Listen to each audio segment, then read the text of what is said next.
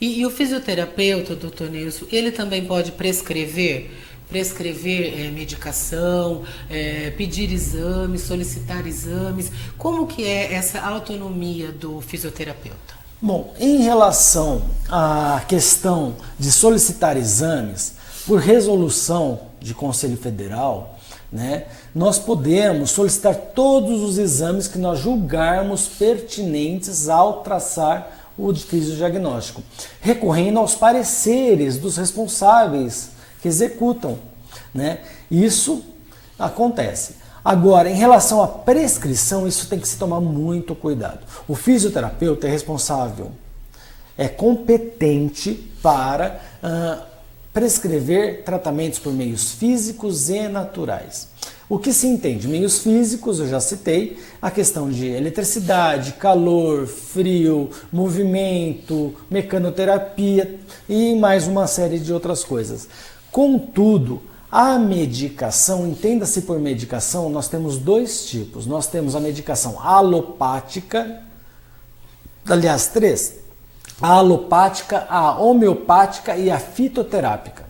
Se nós partimos do princípio de que a alopática não é natural, homeopática é natural, porém passou por um processo, tá? E o fitoterápico, sim, ele é natural. Então, por também normativa de habilitação legal, nós, fisioterapeutas, podemos prescrever fitoterápicos. Agora, Adriana, uma coisa muito importante é que, nesse contexto todo, o fisioterapeuta, ele, pela LDB, Lei de Diretrizes e Bases da Formação do Profissional Superior, o que acontece? O fisioterapeuta ele tem que ser autocrítico. Ele tem que saber até onde ele tem habilidade para. Isso é muito importante. Porque às vezes não é porque está dentro da competência que ele realmente tem essa habilidade ou esse conhecimento amplo, né, para prescrever e tudo mais, como o doutor está falando. Então, a competência legal nem sempre é a competência real, não é verdade? Isso existe em todas as profissões. Existe a profissão, a competência legal e existe a habilidade que vê decorrente de o quê? De uma experiência tácita, quer dizer, uma experiência vivida. É o conteúdo que ele traz de bagagem e o seu senso crítico. E, doutor Nilson, e a reabilitação fisiológica ou metabólica, que é a sua especialidade? Vamos nos estender um pouquinho mais sobre o que vem a ser esse tipo de reabilitação? Sim. Na verdade, eu só corrijo uma coisinha, né? Porque eu sou especialista em fisioterapia respiratória. Passei por uma série de outras situações, né? Até o mestrado, mas na verdade eu sou fisioterapeuta e como fisioterapeuta eu posso empregar toda uma gama de condutas de competência do fisioterapeuta. De acordo com essa vivência que eu tive, né, de passar pela universidade em Marília, de passar pela USP, de passar pela USP em São Paulo, pela Escola Paulista de Medicina e fazer o mestrado, e considerando, volto na LDB, que o profissional formado, isso a todos, formados em nível superior, ele tem que ser crítico e capaz de se inserir em nichos de sociedade para que ele possa suprir necessidades. E nesse caso, necessidade fisioterapêutica. E eu acabei com minhas pesquisas, que eu também publiquei várias pesquisas e artigos e livros, né? O que acontece? Eu descobri e me habilitei tacitamente na reabilitação fisiológica e ou metabólica, que ela vai fazer o quê? Ela é o quê? Tratamento natural. Ela vai usar de cinesioterapia, que é o movimento do corpo humano, associado à mecanoterapia, que é o uso de aparelhagem e equipamentos, associado ainda à fitoterapia. Pode estar ou não. E associado às orientações de atividades de vida diária, que é chamado de AVD, atividades de vida diária.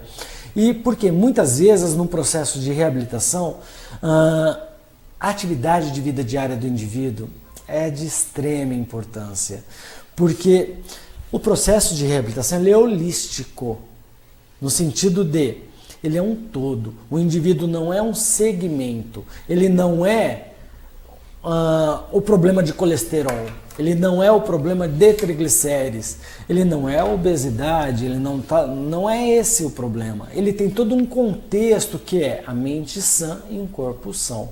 E nesse contexto entra o quê?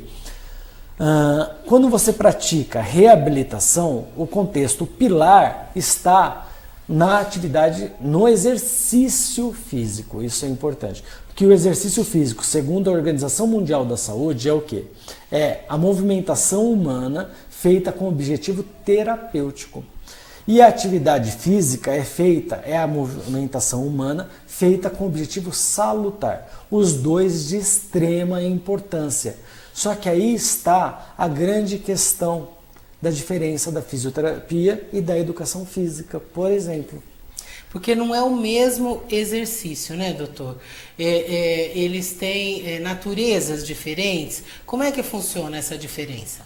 Eu diria o seguinte, os exercícios, na verdade, eles podem até ser os mesmos. Normalmente eles têm algumas diferenças peculiares, porque o que nós entendemos, a fisiologia do exercício é muito bem conhecida e é nome já falado por todos. Mas hoje, atualmente, se fala em fisiologia do exercício clínica e fisiologia do exercício esportiva ou desportiva. Justamente por essa diferenciação. Quando eu vou fazer uso da fisiologia do exercício com objetivo fisioterapêutico, que é tratar uma disfunção, eu vou tentar, a partir da readequação do estímulo fisiológico e readequação metabólica, que o próprio organismo desenvolva a capacidade de lidar com a sua disfunção, com a disfunção presente nele existente. E o que vai acontecer? A reabilitação vai ser somatória à medicação alopática ou homeopática. Isso acontece. Então, praticamente, eu não sei, como eu sou leiga, Sim. Eu vou tentar traduzir em outras palavras, e o doutor disse, se eu não tiver certa, para me corrigir. É praticamente uma reação do próprio metabolismo. Sim. O que acontece?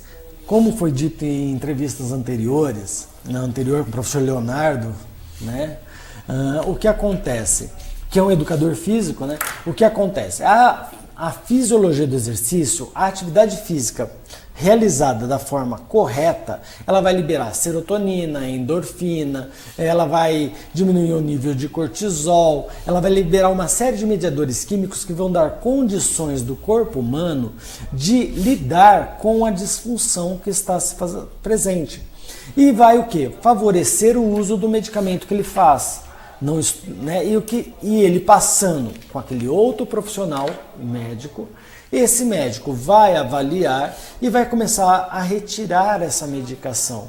E o corpo passa a ser o suporte para a sua vida saudável. Isso é muito importante. Que o indivíduo entenda que ele tem tudo para conseguir uma vida saudável. Lógico, respeitando situações realmente em que, como qualquer área, existem, até aqui eu vou, depois disso não procure outro profissional.